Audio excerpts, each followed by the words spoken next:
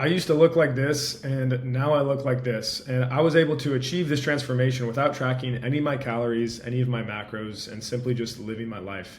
And I believe that anybody and everybody can do the exact same thing if you follow a couple principles and a couple habits that make it really easy to not need to track any of your food, right? We've been around as a species for a very long time, and it's only recently that we've been super concerned with, well, how many grams of fat or carbs does this have in it? Like our great ancestors, all they were worried about was using food as a source of fuel. And they also practice some of the things that I practice today. So I want to go over kind of what that is so that if you've been struggling to lose some weight or put on some muscle, you can apply these principles without having to scan the back of your food every single time you eat, stress over exactly how many grams of fat or carbs you've been getting, and just live a life of more freedom, right? Because I feel like that's ultimately what most people want. So this is how to get fit without counting calories or obsessing over food. Okay, first things first, you got to eat more real food, right? This is how we have evolved as a species, right? Eating the same kinds of food for a very, very long time. So let's stick to it, right?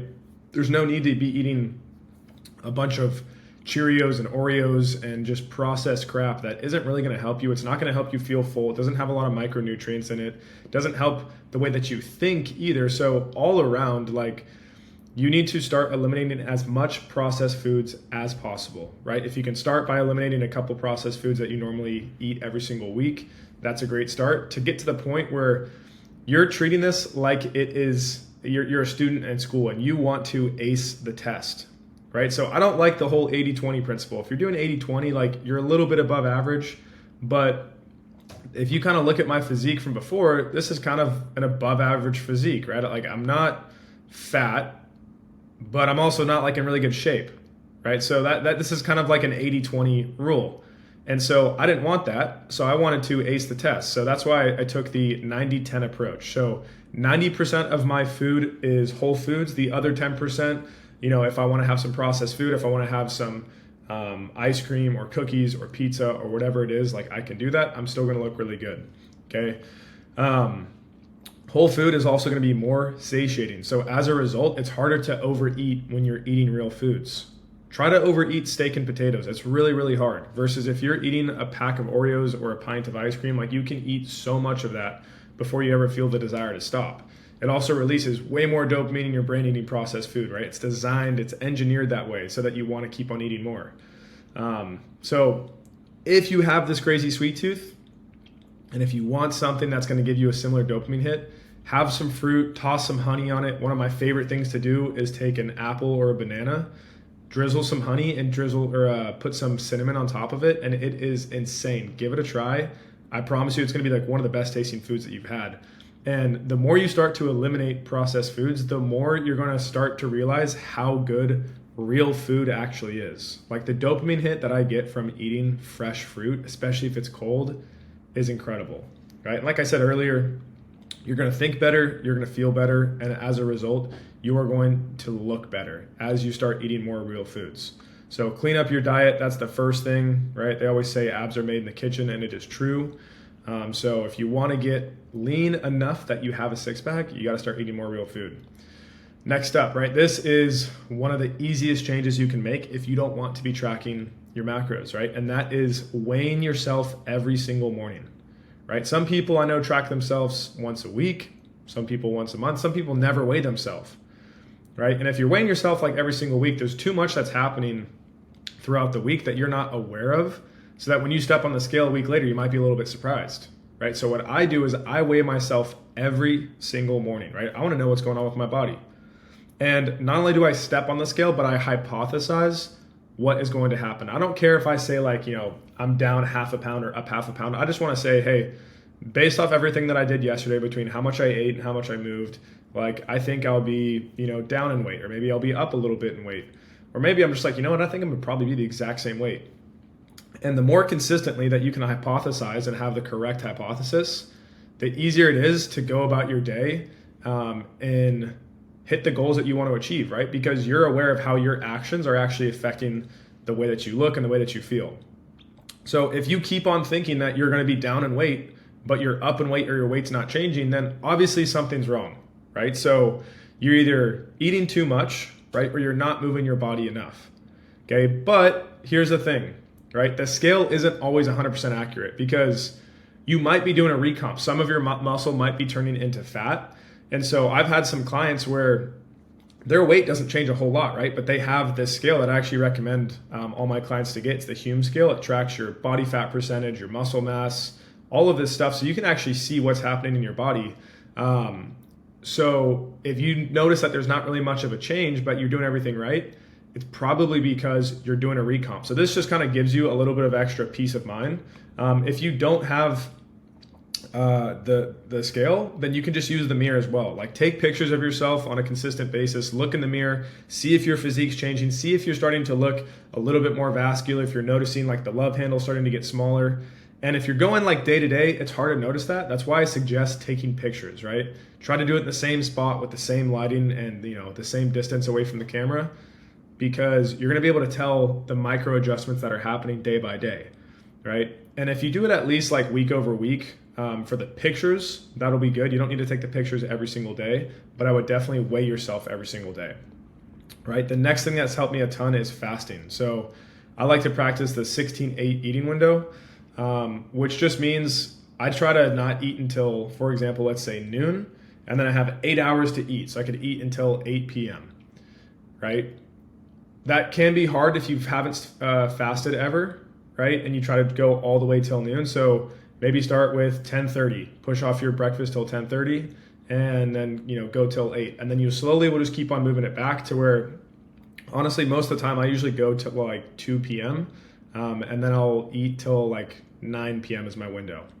So figure out some sort of window that you can be consistent with. The 16-8 window is the most common, right? The later that you push your first meal, the easier it's going to be. And I kind of give the comparison where it's like, if you're at a coffee shop, or not a coffee shop, a Mexican restaurant, and they bring out a thing of chips, you so badly want to tell yourself that I can just have one chip.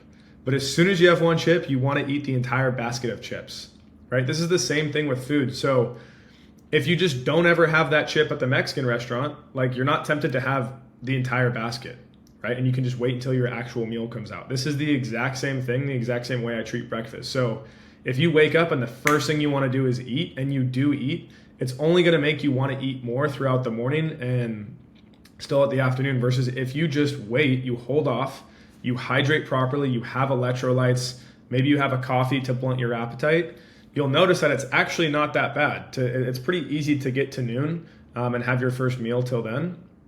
And then as a result, you can actually have a little bit bigger of a meal, feel a little bit more full, and then save your second meal for later in the day. And if you do it right, you can even have a snack in the middle of the day. I recommend having fruit. But the reason that fasting is so important is because it makes it so much easier to stay in a calorie deficit, right? Because you can still eat bigger meals and get that satiated, full feeling. I don't like to have smaller meals and have to cut myself off from feeling full. So if I eat 3 meals or 4 meals a day, but they're all really small, like the animalistic instinct kicks in for me, and I just want to eat everything that's in front of me, and then once I'm done with that, I want to go find more food, right? Versus if I have just like 2 meals that are pretty big in size and I'm full and I don't even want to eat anymore, then I'm not going to be tempted to do that, right? So this just makes that a lot easier. Test it for yourself, right? Maybe you want to eat in the morning, that's fine. Then just have a late lunch and then don't eat dinner, right? Make sure you eat enough that you feel satiated going to bed. If you need to, you can have a little bit of a snack, but I use fasting just to help me stay in a little bit of a calorie deficit. That way I can cut down on the body fat. All right, next is the 7:30 method. So 7 days a week, you're gonna wanna move your body for at least 30 minutes. Okay, this might sound like a lot, it shouldn't, but this could be any form of movement, even if it means just getting outside and going for a walk, right? But ideally, a couple times a week, you're lifting weights, you're walking, you're running, maybe you're playing some sports like pickleball, golf, basketball, whatever the case may be. You wanna get outside and move your body every single day, right? An active lifestyle is just gonna help you burn more calories. And if you can get out for 30 minutes, odds are you'll probably get out for a little bit more, so you'll continue to burn more calories. Plus, being outside, you're going to get vitamin D, you're going to increase or boost your mood, you're going to be getting fresh air, you're probably going to see other people. Like, as a human species, it's just good to get outside, because most of the time we're cooped up in a place like I am right now inside, where we're not getting fresh air, we're not getting light, we're not hearing the birds, feeling the wind, all of that. So it's just overall good to get outside. And then on top of that too, you can track your active calories with a smartwatch. So it'll tell you how many calories you burned resting, just from being a human. And then on top of that, how many calories you burned from actually moving your body, whether it was from walking, weightlifting, playing sports, whatever. And then it kind of gamifies it a little bit. So, I like to aim to burn 500 to 1,000 calories a day at minimum. That's just me. I live a pretty active lifestyle, but you'll find a different number that works well for you. So, and then lastly, make it easy, right? You don't need to make it any harder on yourself than it already is to get in shape. So what I like to do, right, is when I'm going grocery shopping, I like to only get foods that I want to eat and that I want to have in my house. Because if I'm hungry and I see some shitty food in my house, like, I'm going to go for the shitty food. So when I go to the grocery store, I only get high quality food. The easiest way to make this possible is don't go to the grocery store hungry. If you go to the grocery store hungry, everything is going to look good to you, right? So make sure you have a meal before. And if you do this right, before you went to the grocery store last time, all you bought was healthy food. So before you go to the grocery store this time, you should only have a healthy option, right? You'll eat that healthy option. You'll go to the grocery store. You'll see all these other healthy options, right? And also still acknowledge that you might still have a sweet tooth. So I get a little bit of dark chocolate, right? That helps cure that sweet tooth. I have some honey. I have some fruit. Like, it sets me straight. I'm able to eat all of this food, feel incredible. It fuels my performance. It fuels my thinking. It allows me to have just the best day ever every single day. And again, I don't want to make it any harder on myself. So the last thing too, I know a lot of you guys probably go out. When you're going out, you're probably tempted to eat, or if you're like on the road, if you're traveling, if you can, right, eat before. If you don't want to eat before and you can bring some snacks, and then, try to not have to test your discipline as much as possible, right? So if you're going out and all your friends are getting a bunch of crappy food, like, it might be hard for you to say no to that, right? So if you want to live your life and you want to eat that food, that's fine. Again, that's why there's that 90-10 principle, where 90% of the time, if you're eating like this, you're going to be good. And that 10% of the time you're out with your friends, you get a slice of pizza, you get a scoop of ice cream, whatever it is, you don't feel guilty about all that, right?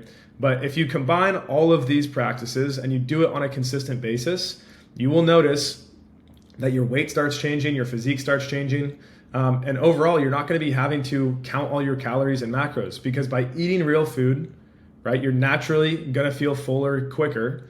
You're going to feel better by tracking your weight. You're going to see how what you're eating is actually affecting you. And if you need to cut back on the food, cut back a little bit. If you're trying to gain weight and you need to put on size, eat a little bit more food. The fasting makes everything simpler when you're trying to lose weight, right? And I still even do this sometimes when I'm bulking as well. I just need to make sure I have the bigger meals for both of lunch and dinner. And then the 7:30 method, like, this should be a standard in everybody's life, right? We are designed to move. I think the more that you move, the more that you're outside, the happier you're going to be, right? And all in all, again, you just want to make things as easy as possible on yourself. So hopefully this helps. If you have any more questions, feel free to shoot me a message on Instagram. You can DM me. The link is in the bio. But yeah, you don't need to be tracking your calories, obsessing over it. If you like it, to each their own, do it. But I want to live a life of freedom, so this is exactly what I did.